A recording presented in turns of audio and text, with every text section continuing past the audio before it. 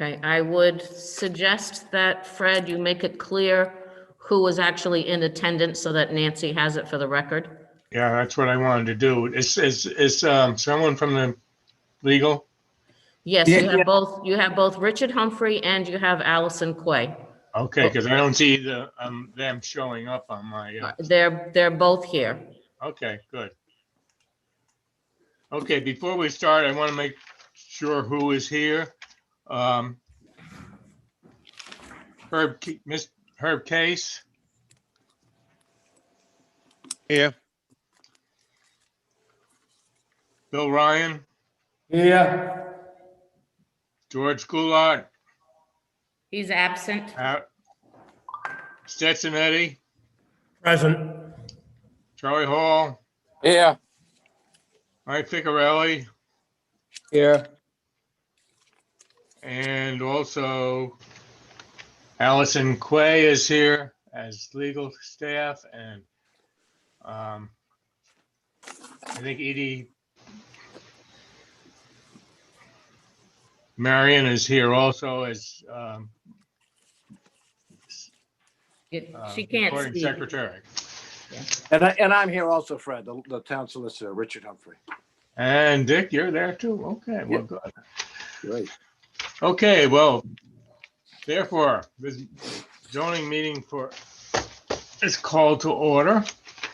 First item on the agenda, of course, is to, Come on, Scout. Scout, come. first issue is to approve the minutes of the previous meeting, which was in October. You all have received the minutes either by mail or in your packet. Are there any additions or corrections to the minutes as received? I vote the minutes be approved as written. Is there a second? Second. All in favor, say aye. Aye. Actually, Aye. Fred, you need to do it by roll call. You want by roll call? Yes. Okay. Like me to do that part?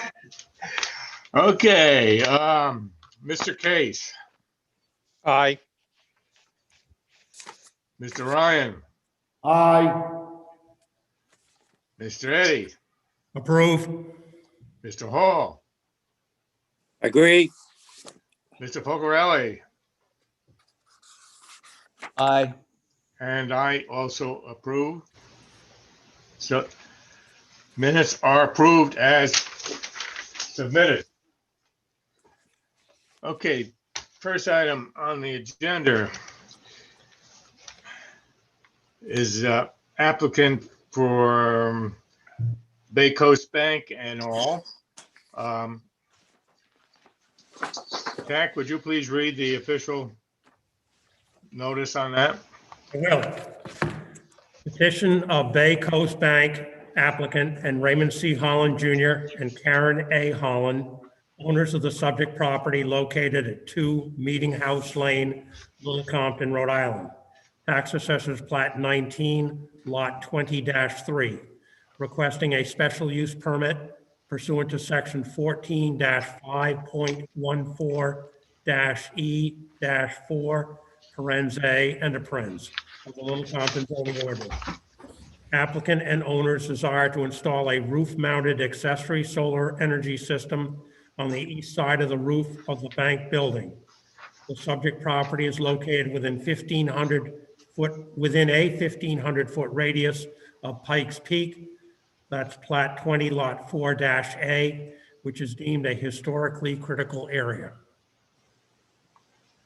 Okay, thank you very much. You're welcome. We have received a letter from the planning board relating to this matter. Would you please read the appropriate paragraph out of that? I shall. It's dated December 1st, 2020. The planning board took the following action on December 1, 2020. Moving to the relevant paragraph, Attorney Holland presented the application. A special use permit is required because the bank building is within 1,500 feet of Pikes Peak. Nancy, am I going at an appropriate speed? Nancy? Yep, that's fine. Okay, Mr. Katie made a motion to send a letter to the zoning board stating that there is a minimum impact on the comprehensive plan, section LU 1.A, which is land use regulations, LU 1.B, which has no impact on the historic rural character of the community, LU 1.C, which is any effect on the residents of the area, also supports the town's general objective of solar by use, special use in the area. Motion seconded by Mr. Marinowski. Voting in favor, Mr. Steers, Mr. Katie, Mr. Green, Ms. Satel, Ms. Woodhouse, Mr. Marinowski, Mr. Ross, and Mr. Murphy. Opposed, none. Thank you. As I've indicated to the board, Fred, I'm going to recuse myself on this matter. And I'll come back when the second matter is reached on the agenda. Great, thank you. That means our third alternate will be eligible to vote in this. Mike Porterelli, you will be voting. Who's representing the bank and everyone else?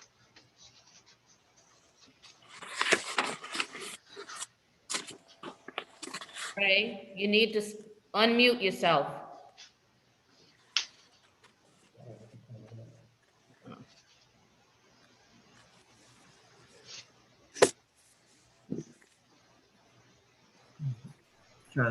Okay, How's that, Carol? yes, now we can Now hear. we hear you.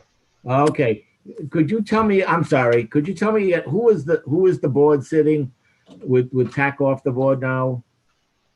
Our third alternate, Mike, yeah, of course. Mike Focarelli. Yeah, Porterelli, yeah. Okay, so, okay, because all I can see is Mike, Charlie, Pib, Case, and you. I don't see who's the fifth. Bill Charlie Rock, Hall, right? Yep. Oh, okay, all right, good, okay. okay? All right, thank you. Okay, it's a plain and simple question, is that the solar panel system that we want to put on the bank building is allowed as a matter of right in a business and in a residential district. We wouldn't have to be here other than the fact that we're 1,500 feet or within 1,500 feet of Pikes Peak. So that's, and we can get this accomplished if we are entitled to a special use permit. The system that they want to put on here is the bank, Bay Coast Bank has solar panel systems on just about all of the banks, and they're going to install them on all the banks, and this is in the ordinary course of their business. The panels that they're going to put on here are approximately 5 feet by 3 feet. They're going to put about 20 of them on. They're going to put them on the roof of the bank as it now exists. They're going to put them on the east side of the roof. Now, the east side, if we have some various exhibits we put in there, and the east side, if you look at exhibit 3, okay, the east side of the roof, the building faces the pizza parlor and the rest of our property. In other words, it faces the rest of the old post office. You can't see these from Meeting House Lane or from the school, driving in, around, or whether you go north, south, or whatever, you can't see them. These panels are approximately 1.5 inches thick, and they fit in a frame that is approximately 1 inch, so that from when you put them on the roof, they're approximately a little less than 3 inches on top of the roof. They're going to be put in such a manner that they will not come up to the ridge line of the bank. In other words, it doesn't come up to the roof. It's below the roof line, so you can't see it over the top of it. And it's also going to be approximately 14 inches from the school side, so that it does not hang over the side facing the school. If you look at the other exhibits that we have, exhibit 2, for instance, if you're looking from the school or the road out in front of the school, there's a tree in the way, so it's kind of hard to you don't even know where it's going to be. You can't see it. They're not going to be raised up enough so that when you even look at it, that you'd even know it. You're not going to see them. The other drawing that we have there is exhibit, I think it's 4, that shows the panels on top of the roof so that they don't go right to the edge of the roof, and they don't go to the side of the roof, they don't go to the top of it. So it's not going to be something that you could even see. If you drive down from Pikes Peak, you don't even know it's there because the rest of the building, the old post office building, blocks the view of this. So when you get right even, so to speak, with the door into the bank, if you were 15 feet high, you might be able to see it, but you can't just driving by it. There is no noise associated with these panels.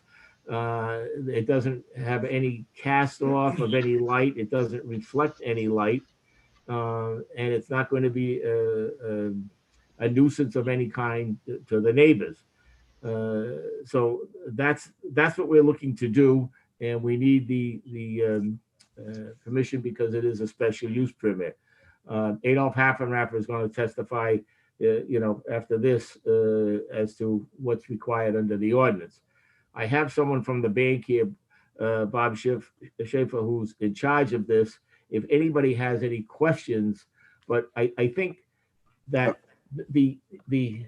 it's the use that's before you, not the intricacies of how the system works, because the ordinance for solar systems also provides that once it's allowed, then it has to run the gamut with the building inspector and be approved by him as to all the technical aspects of a solar system.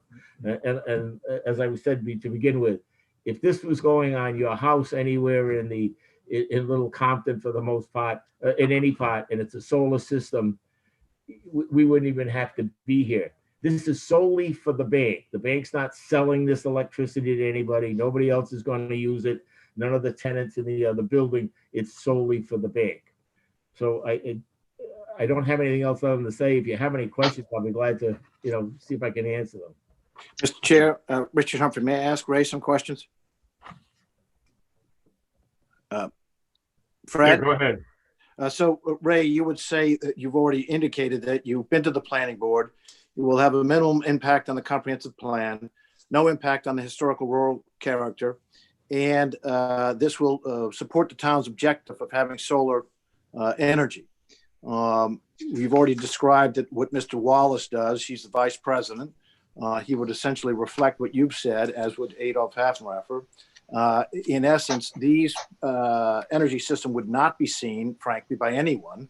They're tucked away. They're not above the roof line.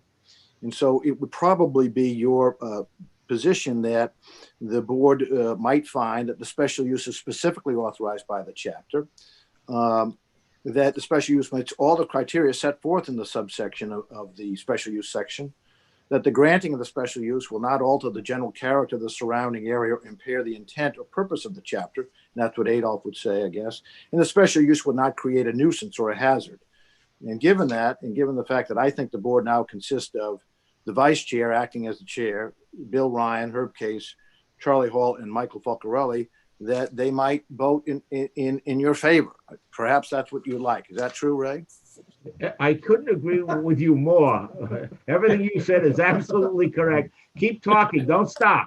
No. One of the reasons they like me is, one, they know that Allison's the brains, but I'm the one who tries to. I have less patience. That's all. But Allison's the brains. I tell you, the only thing I can say is Allison's a lot better looking than you, so I'd rather look at her. But I sort of like the way you do this. Okay, keep going. Stay for the next speech. Yeah, everything you've said, everything that Adolf would testify. The ordinance provides as to what she has to testify. I don't want to take up the board's time under these circumstances. I mean, he's going to say exactly what I said because it's the truth. Okay. And there are no objectors or abutters present, Ray? I can't. None that I know of. Nobody there that I know of. I mean. Okay. Okay. All right. I have a question. Sure. It's within 1,500 feet of Pikes Peak. How far is it away from Pikes Peak? I think it's close to between 800 and a little bit in that area. I'm not sure. I'm not sure why that 1,500 foot is in the in this at all. But I mean, I have an opinion if you'd like to hear it. but it's more political than it is to Okay, anything well, rational. we'll forget it. Okay, Frankly, with the state and the federal government pushing for solar panels, I can't believe that you have to come before this board to do this anyway. thank you very much, Charlie. I mean, you know, the planning board said the same thing. And again, we go back to, well, anyway, if you recall, the planning board tried to get a very all-encompassing solar panel plan approved. And I don't know if it was good, bad, or indifferent. However, it was very obvious that the council didn't know what to do with them, didn't want to pass it. So I think they threw them a bone. Speak is the bone. Okay. And I'm stuck with it. So Okay.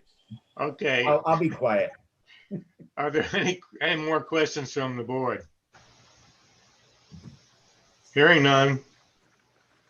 May I have a I make a motion, we approve. Second, special use permit? Is there a Yes. second? yes. It's seconded. Was it you, Herb? I guess Yes. Herb Case? Yes. Can we just clarify for the record who made the motion and? Charlie just Hall made the Charlie motion. Hall. Herb Case seconded. And I think Mr. Humphrey went through all the reasons why we can or cannot approve this. Is there any discussion by the board? I already had my say. Thank you, Charlie. I'm good. Okay, we're ready to vote then. If you approve the special use permit, would you please say aye? And I'll take a roll verbally here. Mr. Case, Aye. Mr. Ryan, Aye. Mr. Hall, Aye. Mr. Pocarelli, Aye. and I vote aye. Therefore, motion passed. The special use is approved. Thank you. Okay, great.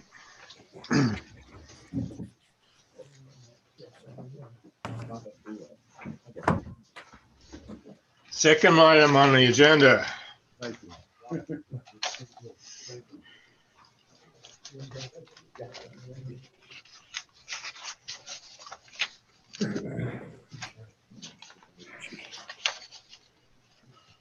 This is special use permit for Willow Properties LLC. Mr. Eddie, are you back? I am. Would you please read the official request? Petition of Seconded Energy LLC applicant and Willow Properties LLC, Robert Goulart, manager of both entities, owner of the subject property located at 43 Long Highway, Little Compton, Rhode Island. Assessors Plat 41, Lot 5, seeking a special use permit for the sale and storage of propane fuel pursuant to section 14-3, table 1-A, parens C21, and a parens of the Little Compton zoning ordinance.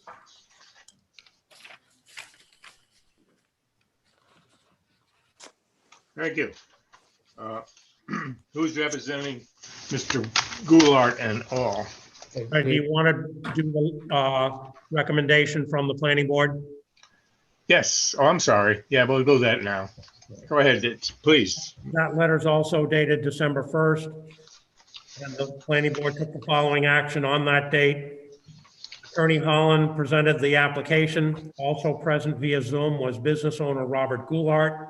After discussion, Mr. Murphy made a motion to send a letter to the zoning board stating that the application meets with EDA-1, which is to preserve existing commercially zoned areas and increase opportunities for new business enterprises conforming with the character of the community, and ED1.C, which is to support local service industries that service the large non-resident population. Motion seconded by Mr. Marinowski, voting in favor, Mr. Steers, Mr. Cady, Mr. Green, Ms. Satel, Ms. Woodhouse, Mr. Marinowski, Mr. Ross, and Mr. Murphy. Opposed, none. Okay, thank you. And who is representing here? Mr. Holland again? Yes, Mr. Holland again. Yes, okay. I'm like a bad penny. This petition is here for on a special use permit. Robert Goulart is in the oil business, but he's also in this business of fuel. He has a site up on 43 Long Highway as you're going towards Tiverton on the left-hand side. It's Goulart Petroleum there. Just on the north side of that, Steve Madden's got a new electrical business there. And it used to be an industrial zone. The town council changed it to a commercial zone. Robert and Scott Sherman are the owners of Seconded Energy, and they have a facility there where they fill up your gas tanks for your grills and things of this nature. When Robert and Scott started this, they went to the fire department, so to speak, or the fire people up in Providence, and they didn't have any objection or any problem with this. During the course of things, we had Billy Moore as a building inspector, then we had Dan, then we had Bill, then I think Dan came back, and now we have Peter Medeiros. And it's been a little bit difficult trying to find out what we're supposed to do here, but it's been resolved in that there are a number of uses on that lot, okay? And the gas, the fuel use requires a special use permit. So Robert and Scott went to see the fire chief, Chief Petrin. After chatting with him, they put it on the site where, if you look at Exhibit 1, you can read where it says on there that there's a slab, and they have a chain link fence around where this area is going to be, and then they will fill up your gas tank when you bring it up during the ordinary business hours, Monday to Friday, Saturday morning. And it's the small gas tanks for the most part that you use with your grills and things of that nature.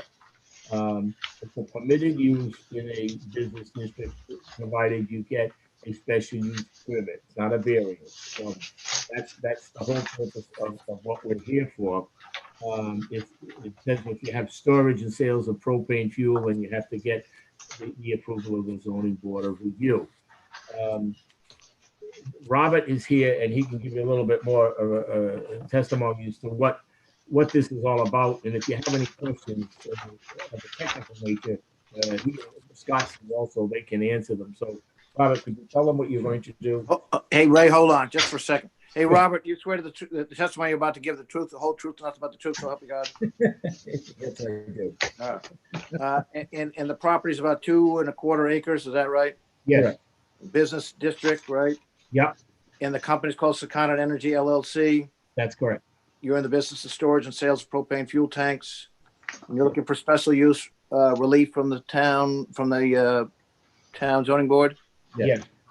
And it's within a chain link fence, and it'll be about 92 feet by 13 feet. Is that about right, Robert? Yes. All right. Sales generally between 8 a.m. and 4:30 on some Saturdays also. Correct. And there are no contingent permits. You've got all the permits from other agencies, correct? Correct. And Ray has told you that this is specifically authorized by this chapter of the zoning code, and you believe the special use meets with all the criteria set forth in the subsection of the chapter. The granting of the permit will not alter the general character of the surrounding area and is in compliance with the comprehensive plan, which is what TAC Eddie read into the record. And the special use will not create a nuisance or a hazard in the neighborhood. Is that correct? That's correct. Yeah, and you hope the board makes that findings, all those findings. Yeah. Right. Mr. Humphrey, if to ease this thing along, Adolph's here again. Adolph would testify to all those things that are required. It's not a nuisance, it's not a hazard, it's not anything. It's in a white business district, and it's a special use permit. And as far as we know, there are no objectors. We haven't received notification from any objectors that they have an objection to anything here.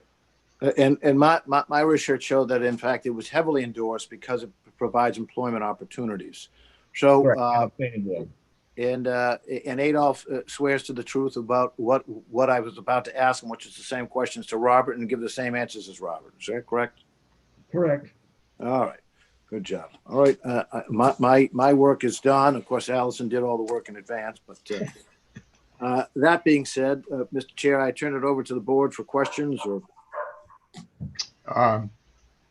If Mr. Holland has anything else he wants to add. No, I mean, you've taken all my thunder. Okay, is there any questions from the board? I have a couple. Is Bill with you tonight, Ray, or not? Bill Smith? Yes. No. Okay. I mean, I didn't think we needed him for this. I'm a little confused on looking at Exhibit A. What's the size of the concrete pad? There seem to be various. If you look at the site plan tack, Exhibit 1, Yeah. It says, I think, what does it say? Existing concrete pad. Does it go all the way up towards Long Highway? No, it's only if you, Look at the other picture. I have a bigger, maybe it's on the bigger one. The concrete pad is only for this use. Where the concrete pad, if you look at it, you see where it says Bollard, B-O-L-L-A-R-D, and then there's a line that left. That's where the chain link fence is. I think that's where it ends, Tap. That's where the pad ends, and the rest of it where is another concrete area, and that's trucks parked there. What happened was that area that was there, originally when I bought the building, at one time or another, they had lobster pots that were there and it was quite slanted. Excuse me, who's speaking now? Yeah, Robert Goulart, I'm sorry. I don't think you were sworn in, Bob. Oh, sorry. He was. Oh. So just to clarify it, so what I did was I put a concrete pad down so that, and then I put some plugs outside so that I could park the trucks in the wintertime and actually have them plugged in. And then hoping that I could eventually, I knew that the property was commercial. I wanted to do a pumping station. And that's where you see the bollards and where the tank would be in the fenced-in area. So, Mr. Goulart, you're going to have both the bollards, which I understand are short, sturdy posts, and you're going to have a chain link fence? Yes, the fire marshal requires that you have a chain link fence around the outside of the bollards. And will that fence have a gate, which is, I assume, can be locked? Correct. There'll be, what they want you is to have two different entrances. So basically, I needed to come in in front of the board first to talk to you guys, and then we've got a design where we want for the fence. The bollards are already in place. They've been in place now for a while. And who's the closest residence to this tank, proposed tank? The closest one, I guess, would be Madden Electric, which would be behind me. Does someone live there? No, Madden Electric is it's a business. They just built a. By residence, I meant the closest home where somebody lives. So that would be to the east of me. So on the other side of the road? The other side of the road. The other side of the road. Yep. And has anybody expressed any objection to you, Mr. Goulart? No, not at all. Good.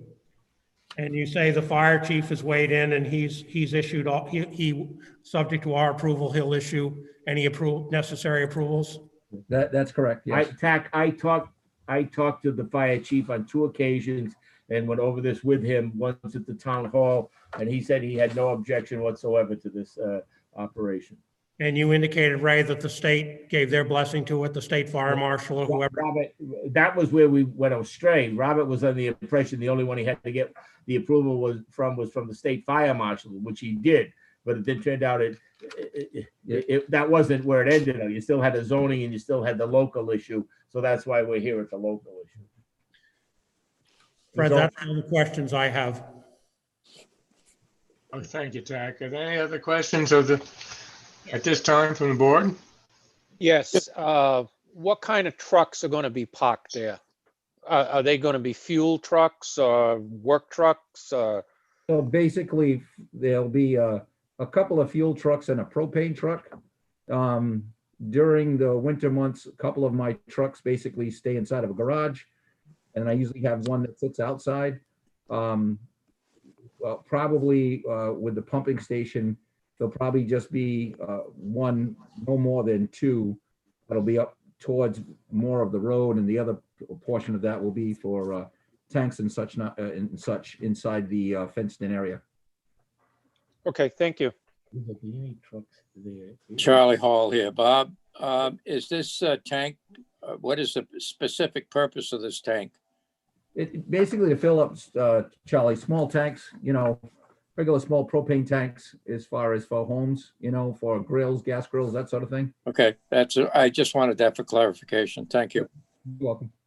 Mr. Bierendorf, this is Carol speaking. One, you are on mute, so you should unmute yourself. And secondly, there is a hand raised from an abutter who is in attendance. Would you like for me to allow him to speak? Yeah. You're still on mute, Fred. Yeah, go ahead. I'm in the zoning board meeting. I have to. Fred, you're still muted. Food's on the stove. It's warm. Okay, I'm unmuted. Okay. Are there any more questions from the board? Not at this time, I don't believe. Okay, is there anyone in attendance who has some questions? That is an abutter first. There is an abutter, Mr. Gary Oliveira. Okay, Mr. Oliveira, Hi, good evening. How are you doing? go ahead. I had new to all of this, sorry. We had received a notice recently about the variance, and our, questions were obviously just because we are just south of the property. I don't think it's a hazard really, but that obviously comes up as that a question overall. But how big is the tank going to be? What will we be looking at? In the overall. So the tank it's a 500-gallon tank. That's there now. Yes. There's nothing in it. There's a 500-gallon tank that's there now.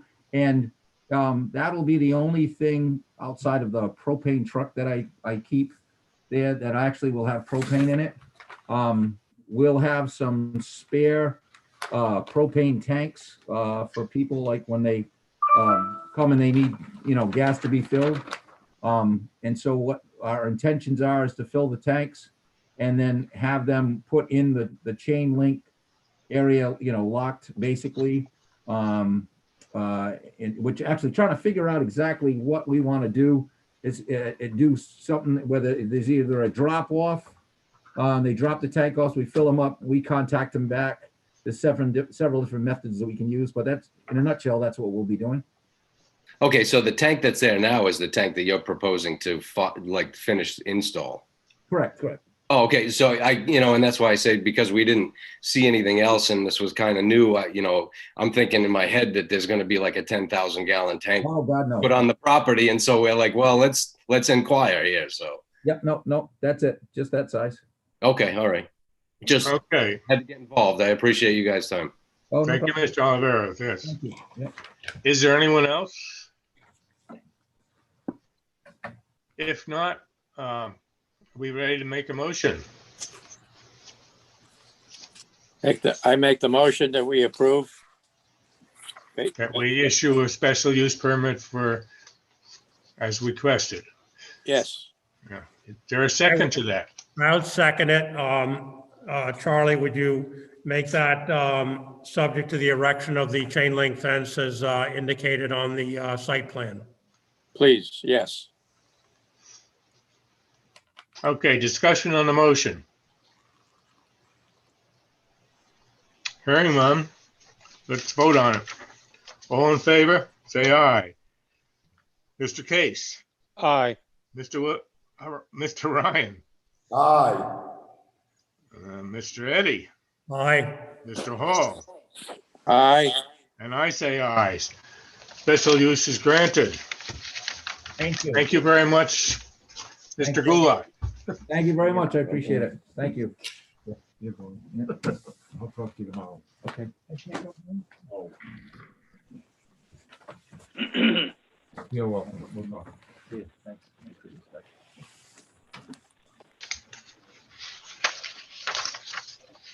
Okay, next item.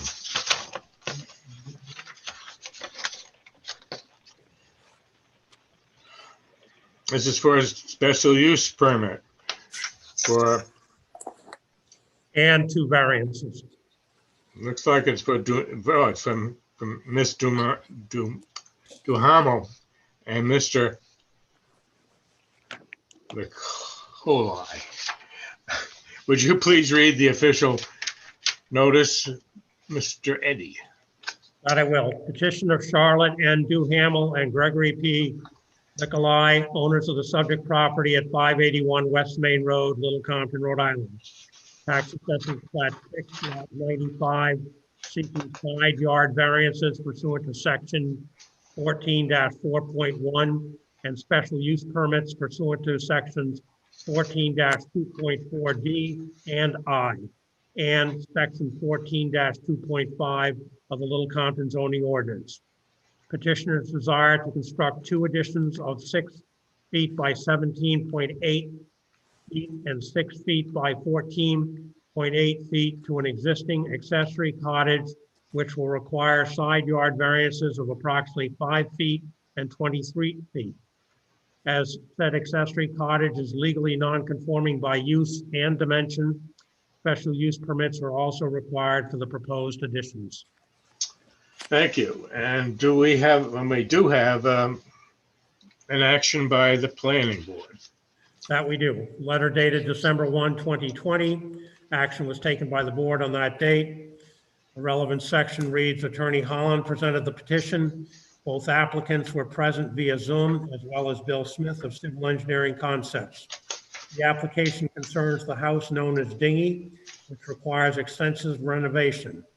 After discussion, Mr. Cady made a motion to send a letter to the zoning board stating that the planning board finds that this is an improvement to the existing property and that it meets several of the comprehensive plan goals. NR1.A, which is support of a comprehensive program of groundwater protection measures. NR1.B, which is working with partners for good land use. H1A, which is meeting housing needs. H1B, which is increased diversity of housing stock, and LC1A, local housing needs. LU1A, which is to ensure land use consistent with the goals of the comprehensive plan. Motion seconded by Mr. Marinowski. Voting in favor, Mr. Steers, Mr. Cady, Mr. Green, Ms. Sattel, Ms. Woodhouse, Mr. Marinowski, Mr. Ross, and Mr. Murphy. Opposed, none. Okay, thank you very much. Who is representing in this case? Mr. Holland, are you up again? I'm still here, haven't left. Okay. Thank you. The subject property, I'm sure you're all aware of it as you drive down West Main Road. You go past Bill Middendorf's and property, and it's the windmill house that is clearly one of the most beautiful plots and greatest curb appeal in Little Compton. Charlotte Duhamel and her husband Gregory bought the property. Mrs. Duhamel has lived here for years and years and years. I think your mom still lives here. Spent an awful lot of time, and they bought this property approximately a year ago. The property has approximately 1.18 acres, and it's non-conforming because it doesn't have the 2 acres. It has 2 houses on it. One is the one that looks like the windmill, which is the main house. It has a second house, which is referred to as the dinghy, which runs in an east-west or west-east direction, right along the northerly boundary line, and I mean along the line. A part of the house is on the line, and as it goes farther west, I think it's approximately 1.5 feet off the line when it ends in the west. part of the house as it now exists and has existed for years, has a part of it that goes over into Bill Middendorf's property. That has been there, and there's a map in the town hall, plan in the town hall that shows this, that goes back as far as 1951.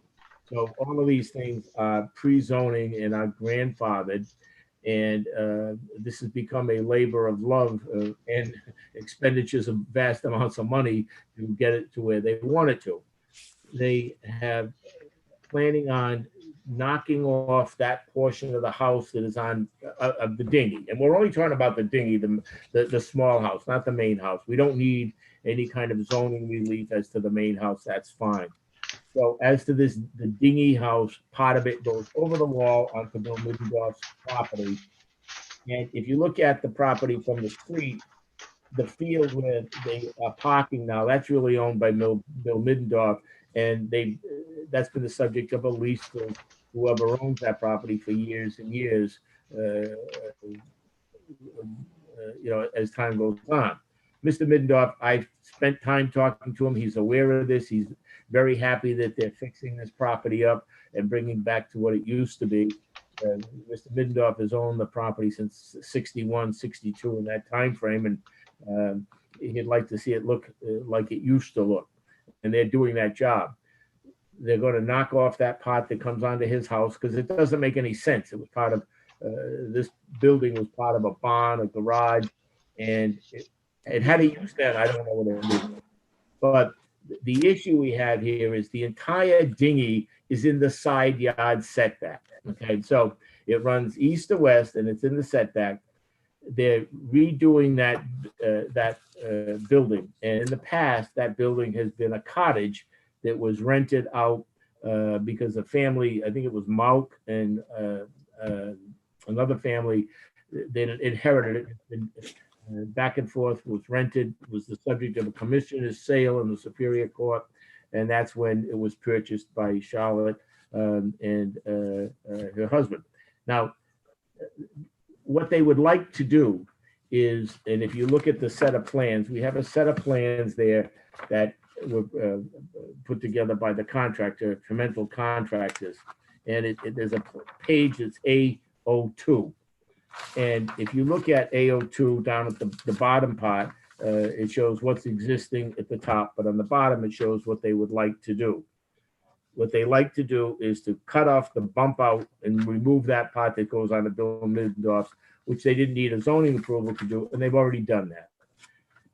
If you get the building, the main building as it is now, they want to put on the far west end an addition that's approximately 6 by 17.8 feet. And that would be an addition so that they could have a bigger living room in there, and upstairs would be a deck. All of that would be added on, and it's in the side yard setback. So that's why one of the reasons why we need the variance is because everything here is in the side yard setback. So if you look at this, it's not a very big piece of addition, and it will just make life a lot easier, and it would make the building much nicer. The abutters to this property, there's only one that would be adversely affected or affected at all by this addition, and that's Bill Middendorf. In other words, if you look at this, it goes out to the water and in a westerly direction. He's the only one who can see it from his house, which is a good 800, 900 feet away. And there's nobody in front. The property in front is property that has been the development rights have been conveyed out of there, so nobody can put something there that could complain like, geez, it's getting too close to the westerly line. It's not getting close. It's not in the setback.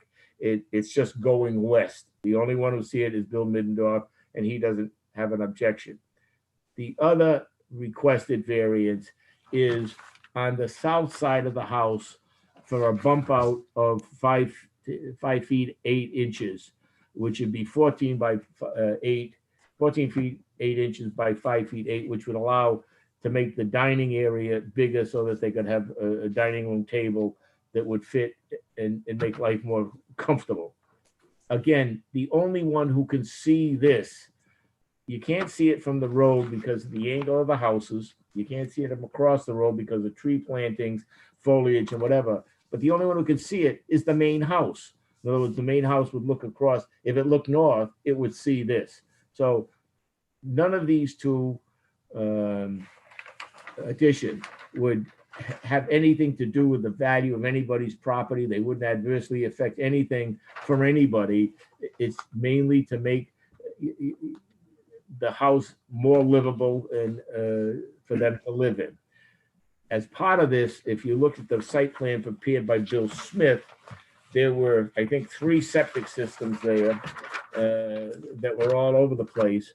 Those are, as part of this project, all 3 of those have been disconnected, and they've been filled in and whatever DEM requires. And if you go by there, you can see where they put a brand new septic system in there. That septic system is good for 7 bedrooms, as designed and approved by DEM. The dingy house, the one we're talking about, had approval or had living in there forever and ever. It was a 5-bedroom place. That's getting downgraded to at the best 4, probably 2. So that there'll be 2 bedrooms there, according to Mrs. Duhamel. And in the main house, there are 5 bedrooms there, and there's a total of 7, and that's what the septic system is designed to. So it's been okayed by DEM. It's been put in, and I think it's gotten the okay.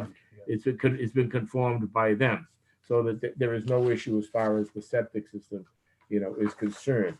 I'm just trying to think.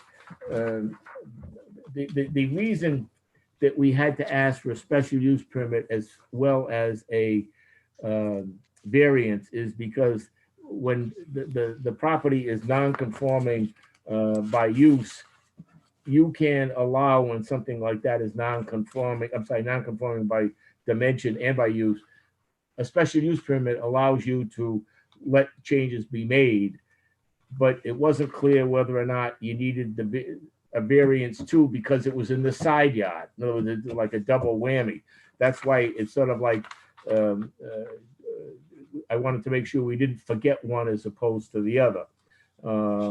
We've been there before with this. It's kind of an anomaly of the zoning ordinance, and it's a case of just being safe going forward. So, Mr. Chair, may I interrupt? Yeah. So Ray's right. We do have something wrong with our zoning code that you think you're going to go down the variance path, but you got to go down the special use permit also. So ultimately, I think what Mr. Holland is hoping for is a unanimous vote for lots of reasons. But maybe in the simplest terms, this building pre-existed zoning, and it was inconsistent with zoning as adopted, but although not controlled by zoning as adopted because it was pre-existing. From what I understand, by upgrading the septic system in particular, they've eliminated a lot of groundwater potential issues. Not that I know of any issues at all, but they've eliminated those. So they made it safer, more environmentally friendly, and they've also made it less offensive to the zoning code as it now exists, even though right now they had a matter of right to build as it was in place. So I think they've made it more user-friendly. And someone like Allison, who speaks better than I do, would say something like, this would be consistent with the neighborhood and met with the spirit and intent of the town's comprehensive plan. And, it's not for financial gain, and it's the least relief necessary. And frankly, it really is. I mean, I think it's well laid out. It's well intentioned. I did speak with Charlotte months ago, and she, I believe, just engaged Mr. Holland, and obviously an excellent builder, and off we are. So that's all I have to say. I think it's up to the board to make sure that we grant or not grant, but if they do grant the special use permit and the and the variance in accordance, and I'll let Allison make sure we touch off all the bases for the variance as opposed to the special use permit. Thank you, Mr. Chair. Dick? Yeah. May I ask, should we do the special use permit first and then the variance? Or I think so. Yeah, I think so. I think Sure. you give us, first let them do it and then, okay? Yeah, it's funny how guys that are 90 years old are a lot smarter than me all the time. You're right. Let's do the first thing first. Fred, Thank you. Mr. Holland, were you finished? I guess so. I think you seem to take over, Brian. Sounds like I'm on a roll again. It's hard for me to keep my mouth shut, Well, do you have anyone else who you'd like to? The only thing I would say, Bill Smith is here. Adolph is here. Adolph would testify to all the things that Mr. Humphrey mentioned and that I talked about. I mean, we've gone over this. Adolph is very familiar with this property because he's rented this property and he and his wife for the years gone by. He knows it. Bill's done all the work on it. So everything and more they know about if the board has a question. Okay. In that case, are there any questions from the board? I have one. Okay, Mr. Eddie. You said Bill was there? Yes. In Ray's explanatory letter, Bill, he mentions on the top of page 2, also shown on the site plan as an area entitled existing lawn area. I couldn't figure out where that was. That's what happened is when we filed this, we had a site plan that Bill had prepared that showed that. As we refined the site plan and got down to the nitty gritty as to the numbers, somehow or other that didn't go on the site plan that you got. But if you look at the site plan, it says existing bump out to be removed. This is at the top, okay? That area and there where it says land of Bill Middendorf, that's the area where you see people park cars, and that's the subject of the lease that we're talking about. And the board didn't get anything in writing, Ray, from Bill. Was that just a verbal acquiescence on his part? Bill said that he had no problem with it. I went to see him and spoke to him about it. Bill is 96 right now. He has a great deal of trouble seeing. He has an eye issue. I wouldn't make that representation if he didn't tell me that. I met with him personally on this. And a question for your clients, if I may.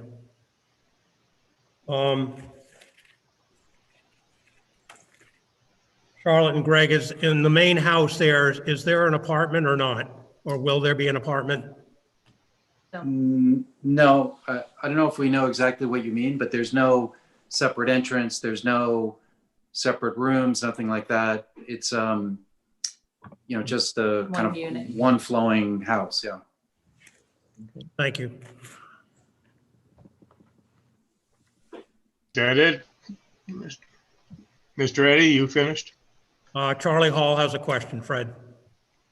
I was just curious. I think I understood that a portion of one of the buildings is on Mr. Bittendorf's property. If you look at the site plan, Charlie. Yeah. They took it out. Okay, do you see where it says existing bump out to be removed at the top of the Oh, it's that part. Okay. I just wanted to make sure that my question was there going to be any adverse possession? Oh, no, that goes on to the area that the people, that the Duhamel's predecessor entitled used to rent that area as a parking lot and a lawn because, and so there's no adverse possession. There's no attempt by them to do that. And that bump out is going away because it doesn't serve any useful purpose. Understood now. Thank you. You're welcome.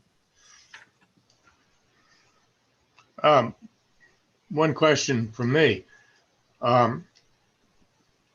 These additions are added to this building. Is the building itself being completely renovated or anything being changed? No, I'm sorry. They're being completely renovated, top to bottom, so that they're both going to be in complete compliance with the building code when they're all done.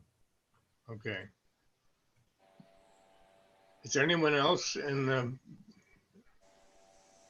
that we haven't heard from who'd like to be heard from? If There are no not, abutters. yes. I said there are no abutters that wish to be heard from, and there is no one else present in the town hall. Okay. In that case, may I have a motion, please? I make a motion that we approve the petition. That was Herb Case. Yes. Yeah, Herb, would you make that motion separate? First, we'll Oh, motion to give the correct. special use permit, and then another motion to give the variance. Yes, I make a motion that we approve the special use permit. And Herb, you're saying that special use is specifically authorized by the chapter. It meets all the criteria set forth in the subsection. The granting will not alter the general character, impair the intent or purpose of the chapter, and special use will not create a nuisance or hazard. Is that what you mean to say? Correct. Subject to Allison's approval, of course. Yes. Thank you. Okay, I second. Can we have a second? I second. Charlie Hall, second. Okay, let's vote. Any discussion on the motion first? I would weigh in and say the Duhamels have been long-term residents of the town, as Ray indicated, and the property took a long time to sell, and I'm pleased that they're restoring it, as Ray said, I'm sure at no small expense. So I look forward to the continued renovation, continued renovation of the property. Well, I agree with you. Okay, let's vote. Mr. Case, Aye. Mr. Ryan, Aye. Mr. Eddie, Aye. Mr. Hall, Aye. and I vote aye. That special use is granted. Now we have a second motion, which is made by Mr. Case. Is there a second to that for a variance? Second the motion. Charlie Hall, second the motion. Motion is to grant the variances on that were requested. There's discussion on that. Hearing none. We'll vote on it. All in favor, say aye. Mr. Chair, when you're voting, you're no doubt voting that the hardship seek relief is due to the unique characteristics of the land, not the result of prior action of the applicant, that the requested variance will not alter the general characteristics or impair the intent of the zoning code or the comprehensive plan, that the relief is granted the relief necessary, and then in granting the dimensional variance, the hardship suffered by the owner is not granted to more than a mere inconvenience. The fact that the use may be more profitable or that a structure may be more valuable.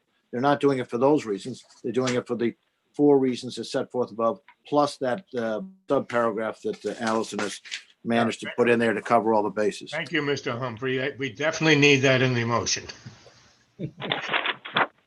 So let's vote. Mr. Case, Aye. Mr. Ryan, Aye. Mr. Eddie, Aye. Mr. Hall, Aye. and I vote aye. So this variance is also approved. So that takes Thank you. care Thank you. of both issues there. Thank you. You're welcome.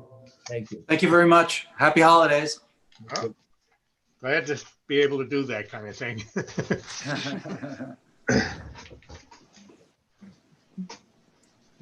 Okay, that's it. Okay. Now we can go to. The next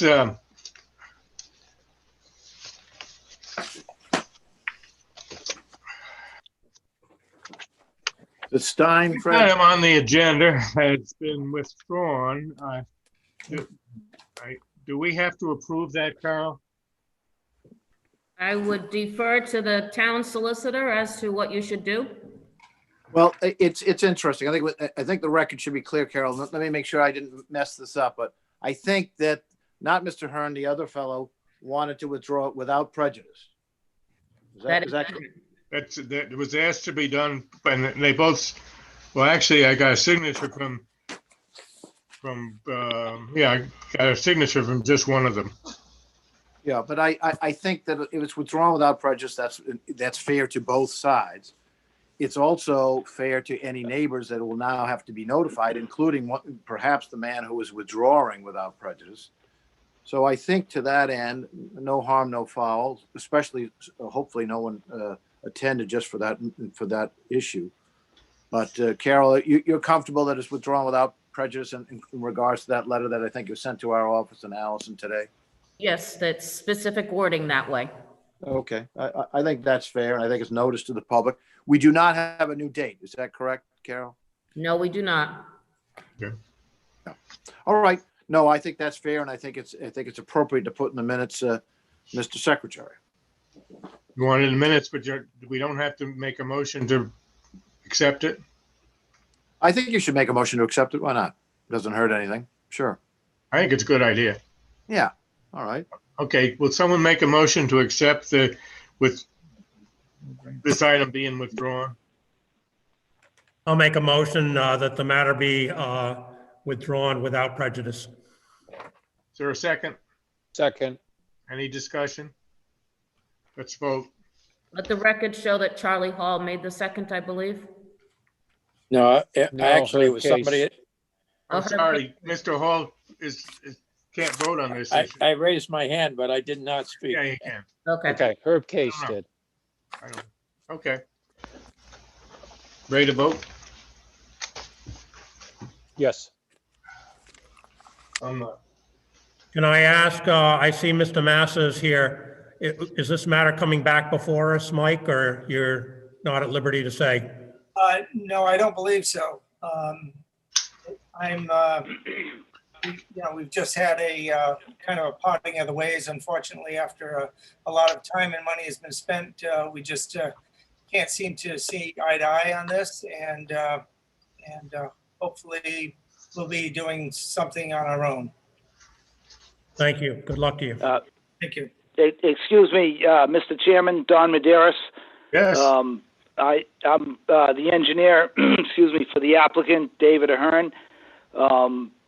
And my understanding is that Mr. Ahern wants to proceed with the application. He is the applicant. He did recognize that him and Mr. Massa did not come to a final agreement. And so Mr. Ahern wanted to proceed with the application as applicant, but without the collaborative nature of including Mr. Massa in the boundary line adjustment. So to say it differently, Mr. Ahern would like to proceed with the zoning application to get a lot width variance for his lot to do a one-time only subdivision. Don, do you mean to do that tonight? Well, I'm just coming into this not knowing that any letter was submitted to withdraw the application, but my understanding is that Mr. Ahern is actually the applicant. The application involved a collaboration with Mr. Massa. However, Mr. Massa is not the applicant. Okay. So I don't think that the application should be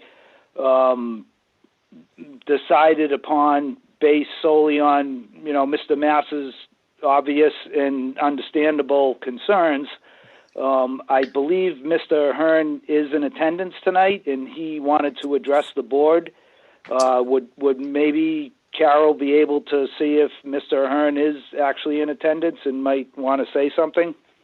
Actually, out of respect to Mr. Ahern as well as Mr. Master and the board, I would recommend the board cease discussion that the matter's already been withdrawn, number one. And number two, Mr. Massa is now in a butter. He's entitled to legal notice, et cetera. We're going to go down a very, very tragic path. I would urge the board to accept the withdrawal from Mr. Massa without prejudice and encourage Mr. Ahern to submit a revised application at the earliest convenience. Yeah, okay, so right now, we have a motion to accept Mr. Massa as withdrawal, which is, from what I'm hearing, is certainly appropriate. So let's go ahead with that. Is there a discussion on that from the board? Well, I'd like to say that the motion is to allow the matter to be withdrawn without prejudice. So as Mr. Humphrey said earlier, anybody can come back in on this matter. And as far as going forward tonight, I agree that's not appropriate. The matter has not been advertised to have just David Ahern go forward. So he needs to go back and a new perhaps amended application needs to be submitted. Maybe the board would be willing to waive the filing fee, but we need to start afresh on this. I agree with you. Understood, Mr. Chairman. Don Maderas, thank you very much. That's clear, and we understand that and appreciate it. Thank you. Okay, we will, we'll have to take a vote on the second part of that, but right now we're just taking a vote on the withdrawal of Mr. Massa. So can I take a vote now? Yes. Okay. Mr. Case, Aye. Mr. Ryan, Aye. Mr. Eddie, Aye. Mr. Hall, Aye. and I vote aye. Okay, so that being done, now I think we should, if agreeable, that we postpone the matter as it exists until it can be refiled and do so without prejudice. Is there any discussion on that?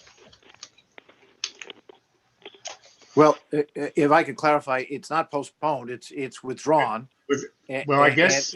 And should it be resubmitted, perhaps the board might want to. Didn't withdraw it really, Dick. Well, it is withdrawn, but. I mean, it's kind of up in the air. One person withdrew from it, and he's, as Don said, you know, it was submitted in the other person's name. Okay. If I could say something, I was always under the assumption that I was a in other words, both of us were on the application. I mean, I paid for half of the application fee to Mr. Maderas and as well as Mr. Ahern. So, you know, the way I look at it, I feel like I'm, you know, just as much an applicant here as Mr. Ahern. Okay, makes sense to me, but. Yeah, I don't know where Mr. Maderas is. You know, he might have been hired initially by Mr. Ahern, but he's been cashing my checks pretty readily. So we're now going a little afield here. I believe that the application has been withdrawn by at least a participant in it. Therefore, it needs to be re-advertised with whoever the applicant or applicants are. And that would undoubtedly be Mr. Ahern, you know, ably represented by Don Maderas.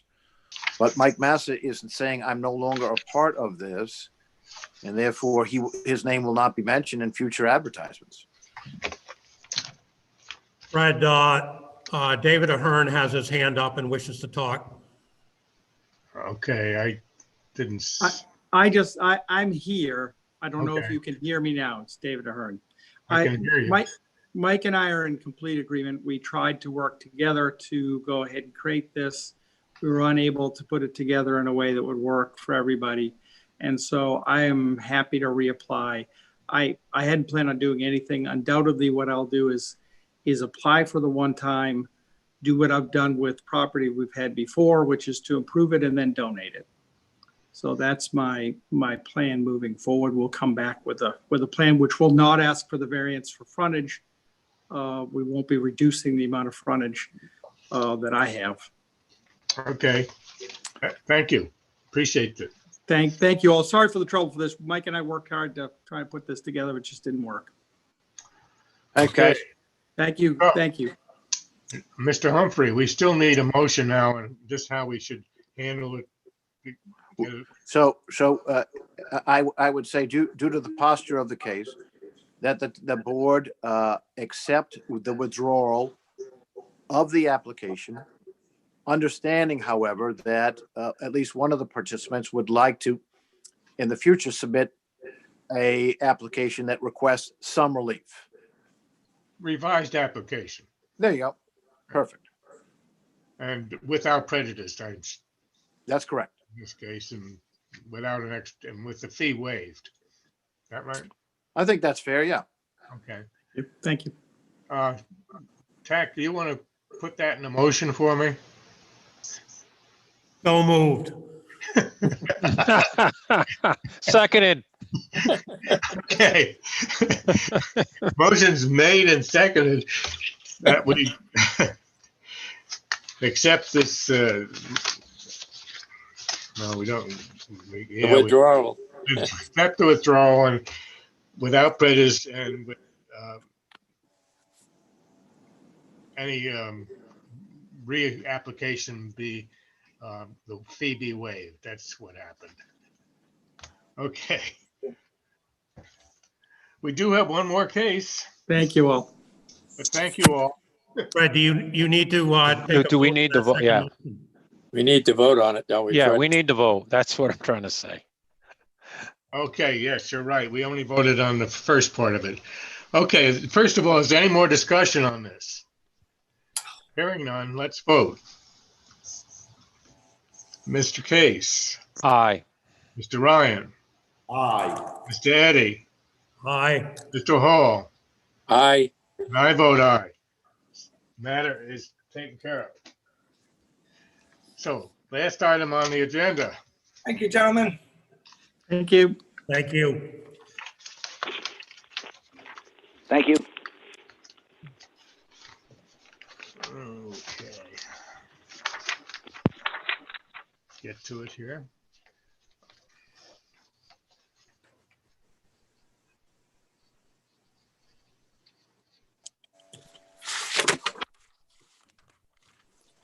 Guess it's, Stein and McDonald. yeah, I'm trying to find out whether it's, what we're requesting here. I guess we're requesting variances from what I can, okay, we have a, Fred, would you like me to give you a summary of what I think it is? wait, just a minute there, please. Sure. First of all, we got to let Mr. Eddy read for the record what's before us. So petition of Ted M. Stein and Susan McDonald, owners of the subject property located at 337 Old Harbor Road, also known as 181 Old Harbor Road, Little Compton, Rhode Island. Tax assessor's plat 45, lot 13-2, seeking a dimensional variance pursuant to section 14-1.1 of the Compton zoning ordinance. Petitioners desire to construct a single-family dwelling where the lot width at the building line is 158 feet, parens 175 feet is required, end of parens. Okay, do we have, yes, we do have a letter from the zoning, from the planning board, and would you please read the appropriate part of that, Mr. Eddy? That we do. It's dated December 1, 2020. This was action taken by the planning board on that date. The relevant section reads, Attorney Raymond Holland presented the petition. After discussion, Mr. Murphy made a motion to send a letter to the zoning board stating that the planning board is in agreement that the variance should be granted. Motion seconded by Mr. Marinowski. Mr. Marinowski wanted to change wording of the motion that it has a minimum impact in light of conservation as far as keeping the walls, etc., intact and keep the land as natural as possible. They are moving the house so that it is in harmony with the neighborhood. Mr. Murphy then amended his motion to send a letter to the zoning board stating that the application has minimum impact on the comprehensive plan and it is in keeping with the conservation of the area with little impact on the neighbors. Motion seconded by Mr. Marinowski. Voting in favor, Mr. Steers, Mr. Green, Ms. Sattel, Ms. Woodhouse, Mr. Marinowski, Mr. Ross, and Mr. Murphy. Opposed, Mr. Cady.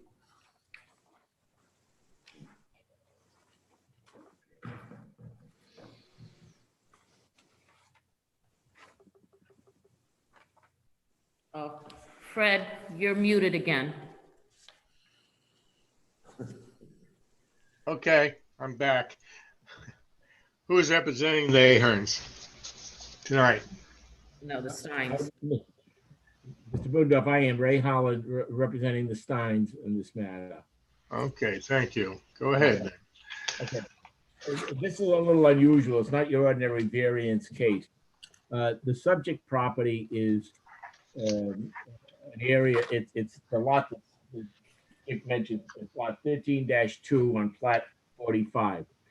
It's approximately 6 acres. The original lot going back a number of years, almost 10 years, was 13 acres. It's irregular in shape, and part of the lot is in Westport, part is in Compton, okay? The house on the lot is in Westport. The two people owned the property, a gal named Elizabeth Wax and a gal named Gayla Gibbons. They got together and they subdivided it for themselves, where the Waxes ended up with lot basically 13-2, and Mrs. Gibbons and her husband got the lot that was in Westport, which is where the house is, and they also got lot 13-1. As part of the agreement, these people are very friendly, they still are. Lot 13-1 was given to the development rights were given, donated, they weren't paid for, to the Secana Preservation Society.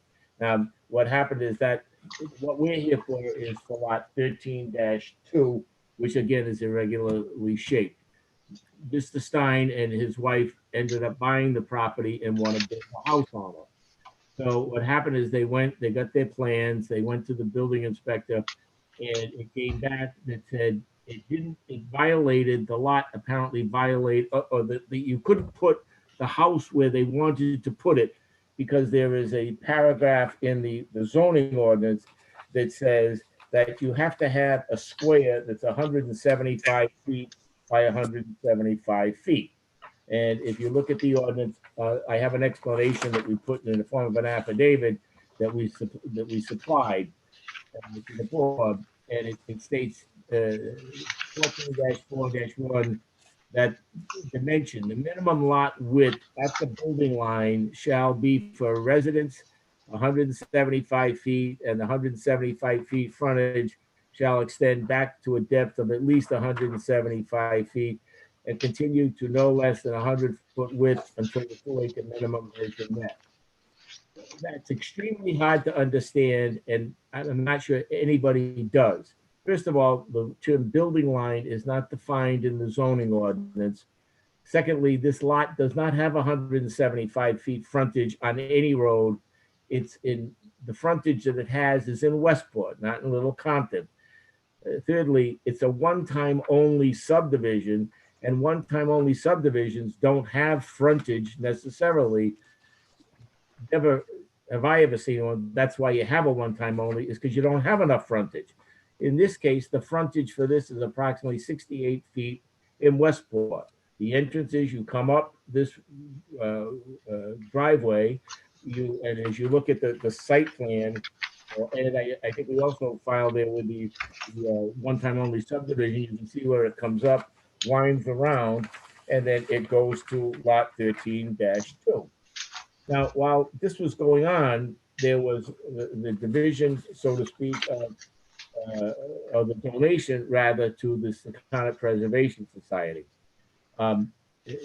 Subdivision was approved, and I asked Carol Waddell to check. From my experience, I have never been involved in anything where the planning board has made, in other words, the lot requirement, it has to have an area 175 feet by 175 feet. I've never heard where you have to build in that area, but you have the lot, since this was passed, you have to have an area that is that big. And again, when you say you look and see where the building line is, that term is not defined in the zoning ordinance. I asked Carol Waddell, as the keeper of records, to check the ordinance, rather the minutes of the planning board. The planning board at no time, and I think we met 4 times, at no time did it say that we had to build the house had to be built in that 175 by 175 foot square. So, I mean, Carol, would you chime in if there's something, if I'm misstating something, please say so. But we were not able to find anything in the minutes of the meeting. She went through the minutes when this matter came up, and the 175 by 175 requirement to build there was never mentioned. I don't know where it came from. It's not on the plan. It's not in the minutes of the meeting. So when we went to do this, when you put the house where they want to put the house, it's shown on Bill Smith's site plan where they want to put it. It's on the highest part of the lot. It's a flat plateau. We're something like 15, 17 feet short for the 175 by 175. What's horrible about this is if we had known that this was the case, when we gave the donation to the Preservation Society, if you look at the one-time only plan, we could have, the Preservation Society, if you look at the plan, it shows that the boundary line on their lot are stone walls. If you read the documentation that the Preservation Society came up with, there's specific language in here. They asked us to go up to the stone walls, and their survey of what they did, there's language in there that says that as part of this conveyance, they made a representation, whereas the protected property, which is what was given, contains historic stone walls which are recognizable as a valuable cultural resource. At the time, the Waxes, and I was there, they said, fine, we'll give them up to the stone wall. It doesn't affect us adversely. If it did, we didn't have to give it to them. They still would have had more than 2 acres, and we wouldn't be here. We would have more than 175 by 175. But it was never mentioned, and nobody ever knew it.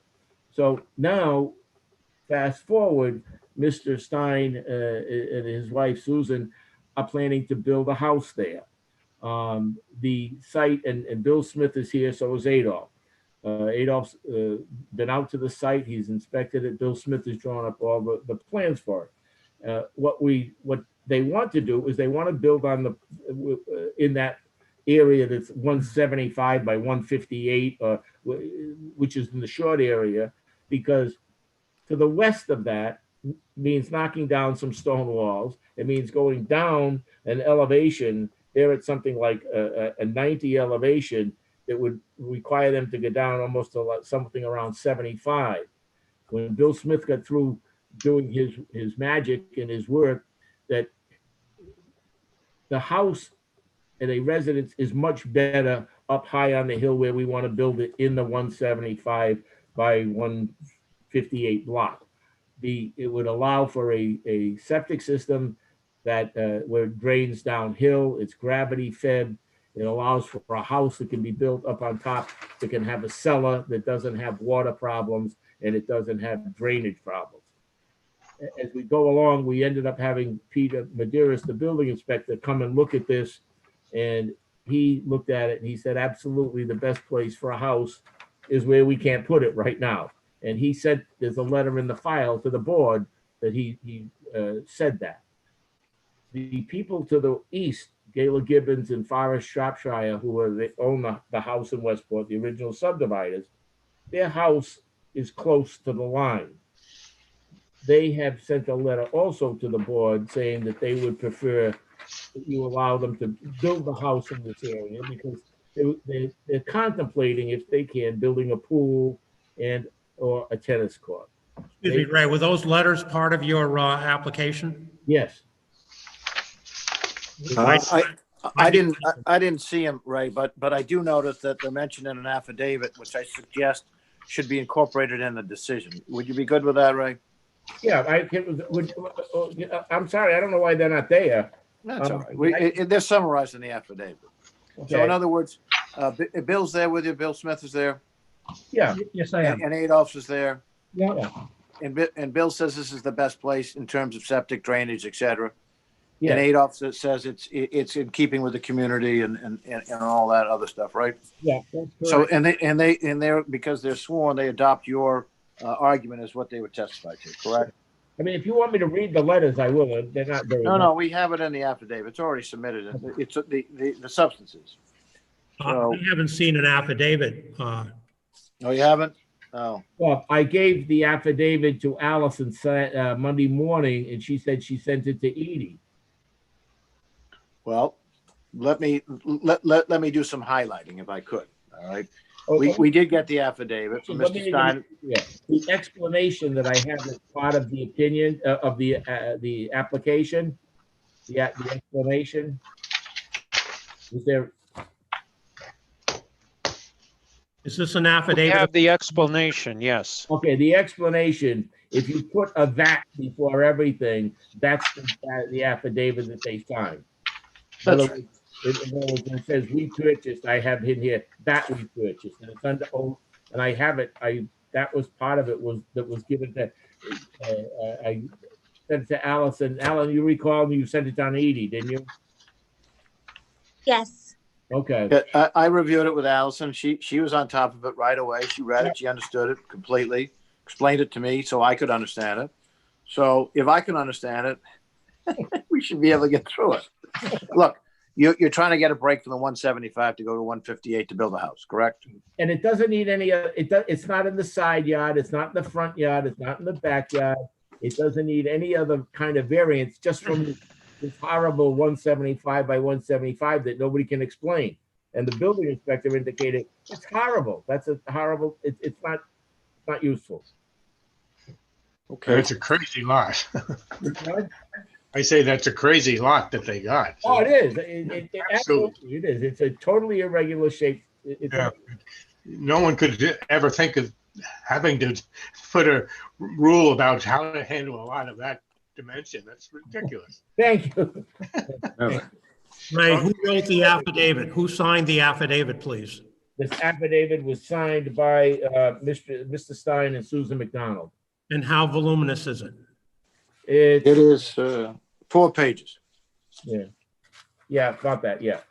1, 2, 3, 4. 3 pages and a signature page. Which should be included as part of our packet, but we don't have it. I agree. We could read it all if you, I I suppose. can read it. It won't take that. It would take me a minute, 2 minutes. Please do. Okay.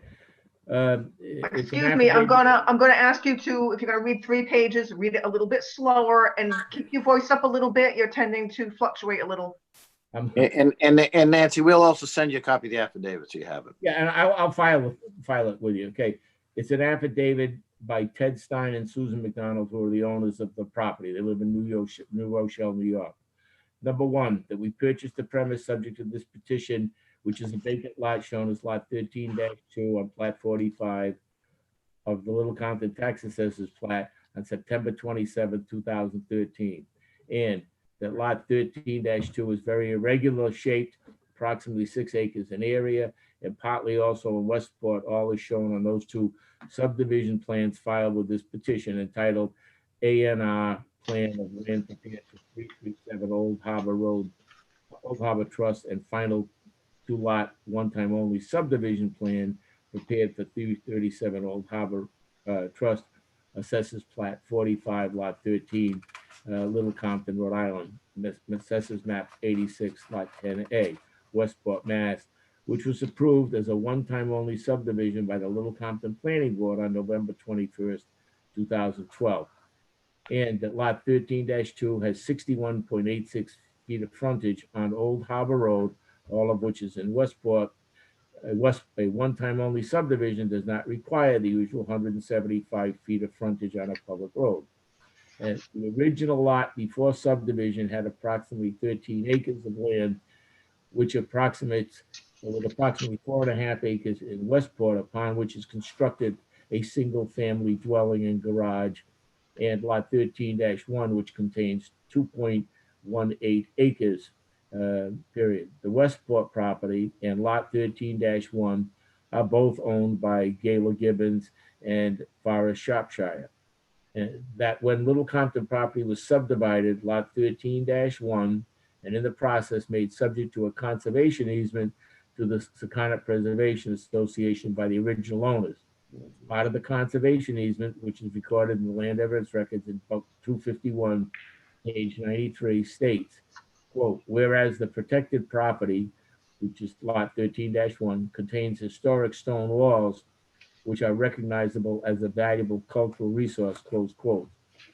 But because of the irregular configuration of lot 13-2, the best area to construct a residence is directly north of lot 13-1 as shown on the attached plan prepared by civil engineering, which was attached. That the common boundary line between 13-1 and 13-2 is one of those stone walls.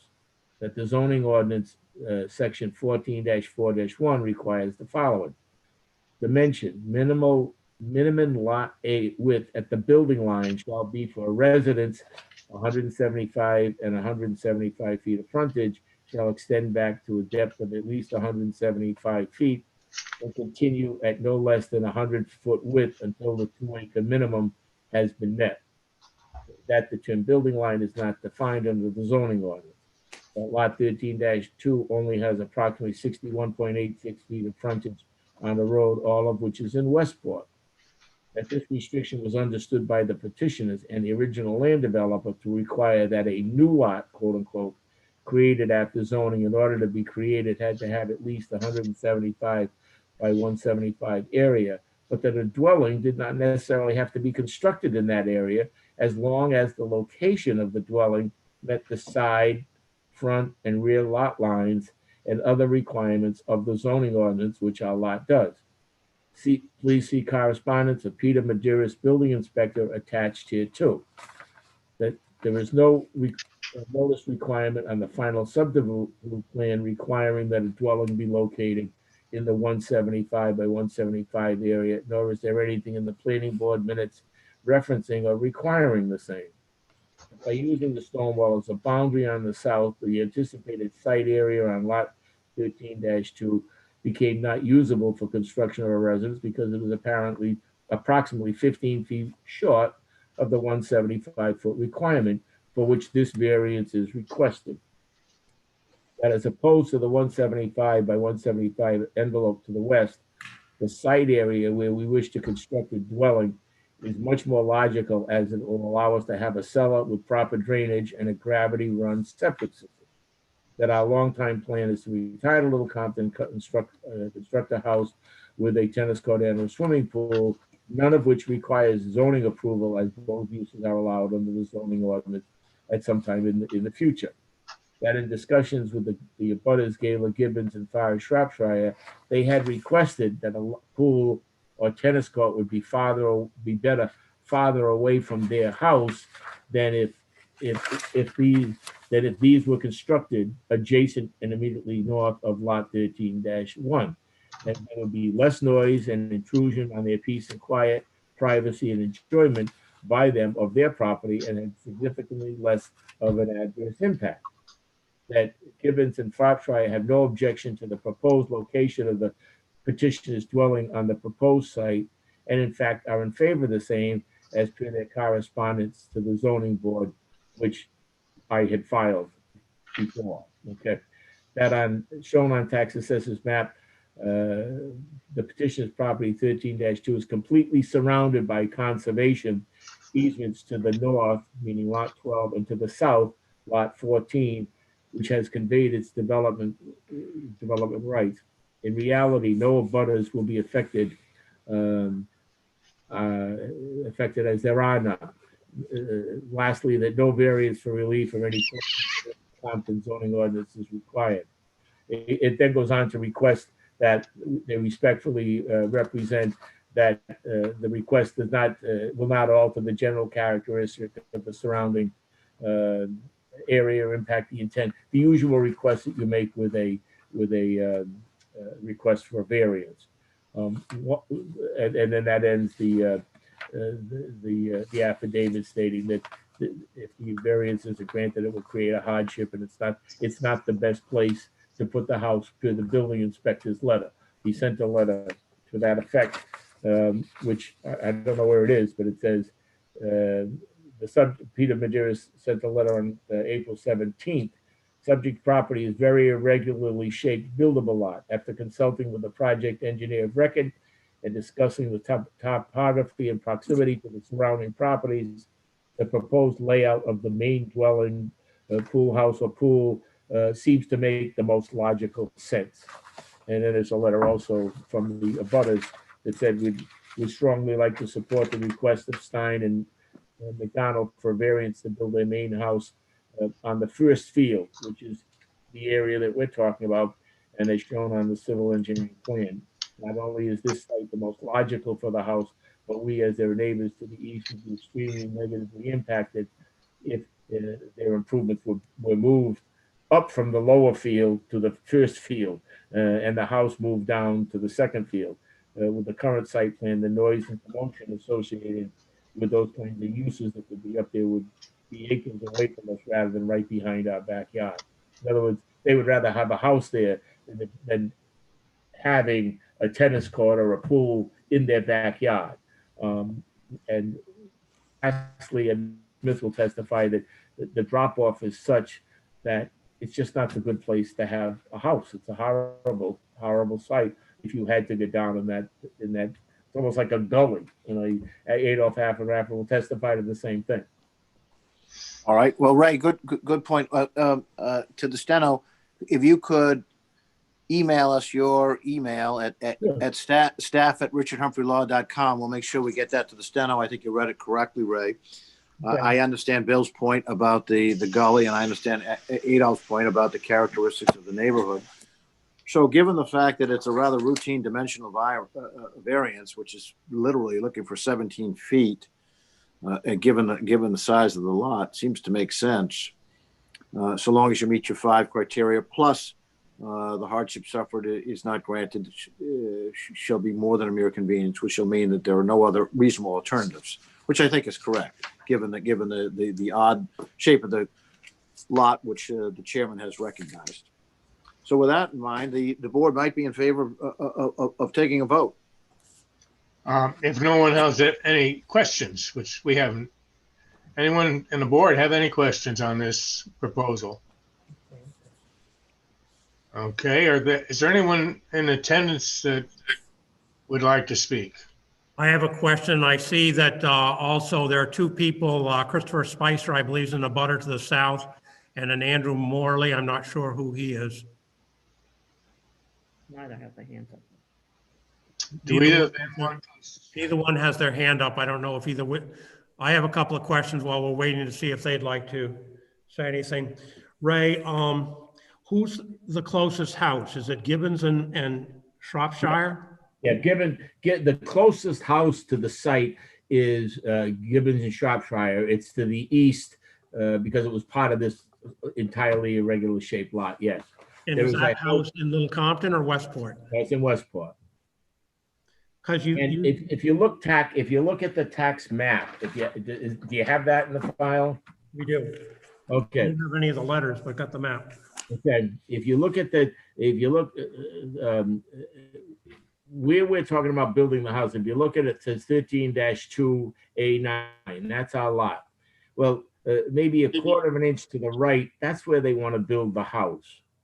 If you look below that where it's 13-1A99, that's the lot that was given to the SBA. The development rights were given. Okay. If you see right about where it says in Massachusetts line where the ACH is, that's about where the Shropshire and Gibbons house is.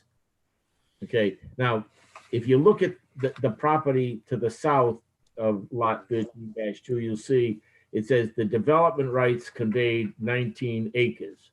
Okay, so there's no houses or anything going to go in there because it's the development rights have been conveyed. Likewise, if you look at this site and you go to the north to lot 12, it says there's a conservation easement on that lot also. So the likelihood that this is, in other words, there's going to be a house there. This is by far, this just doesn't get in anybody's way. I don't know where the house is. There is a house, I think, somebody, there's a Mr. Sobel, I think, that's on lot 11. Okay. And then there's one, I think, Bob Emerson's who's a lawyer. Bob Emerson's a lawyer in Little Compton, came in to see me yesterday, and I went over this with him. I believe he represents Mr. Spicer. He didn't think there were any issues, but again, I have not talked to Mr. Spicer. There's between where this is going to go, there's the lot 13-1 that is owned by Shropshire, and then where developer rights retained. I believe that that's Mr. Spicer, but I don't know where his house is. Thank you. You've said several times that the best place for the house is uphill, away from the gully or ditch, or the steep decline to the westward. I'm just wondering, I toss this out to you to run by your clients. You have the pool and the tennis court going back in that area, so presumably that's not a real good site for it because of the pitch of the land to the westward. Well, that came up, and I had this discussion. This is kind of like a dream plot spot. They live in New York. They live down here in the summertime for years. They want to have a house that they can live in. They're going to move down here and retire. They want the house to be in the best spot. If they can, and if it works out, then they might have a pool and or a tennis court.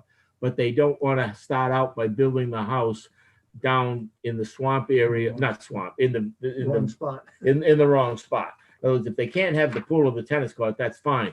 But they don't want to start off by building the house in the wrong spot.